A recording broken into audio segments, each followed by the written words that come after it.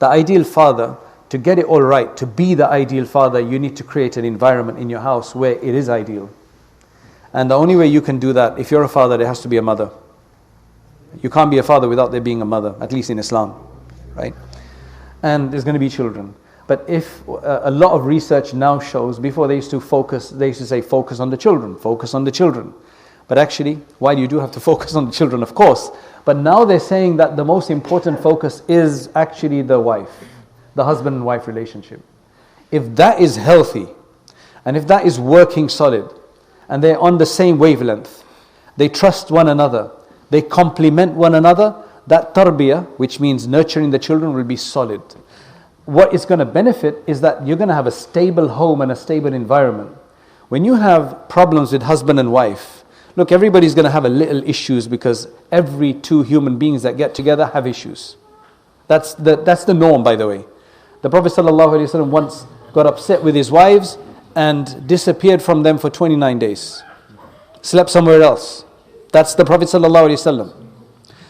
Ali radiallahu an and his wife Fatima radiallahu anha had issues every now and then. Just a human thing to do. The thing is, how do we deal with it?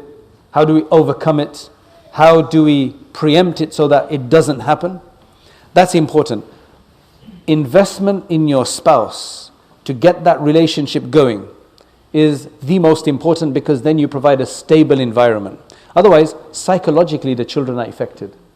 The mum is saying one thing, the father is saying something else. And then it gets even worse. Sometimes the mums will speak about the children negative about their fathers, and the fathers will speak negative about their mothers. That is, you got issues, don't bring that in your children, because your wife is the child's mother. That's a different relationship to your relationship with that woman. And if you're a woman, your relationship with your husband is very different from your child's relationship to your father. Unless, of course, there's clear abuse and you have to warn, that's a different issue.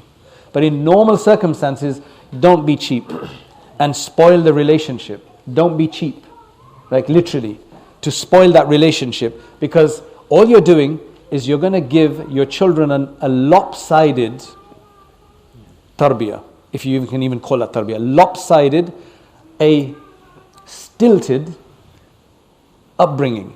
What does that mean?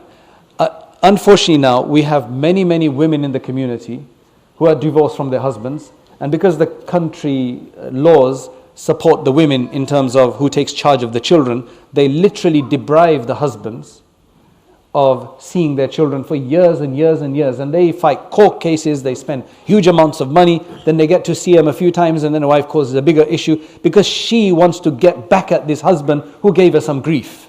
Whether it was from him or not is another issue, but maybe even so. So then they deprive, thinking that I want to keep them away from what she considers a monster. And what's happening is that the children are only getting one energy, which is the mother's energy. And that's not enough. It is important to have the mother's energy, absolutely necessary. But you also need the father's energy.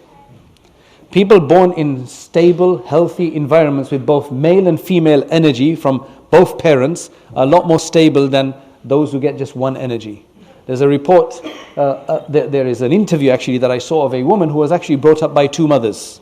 The modern idea of two mothers. And she says, while they were wonderful women, but I was deprived of a father's attention. And that is necessary, because that's Allah's nizam and system. You need both.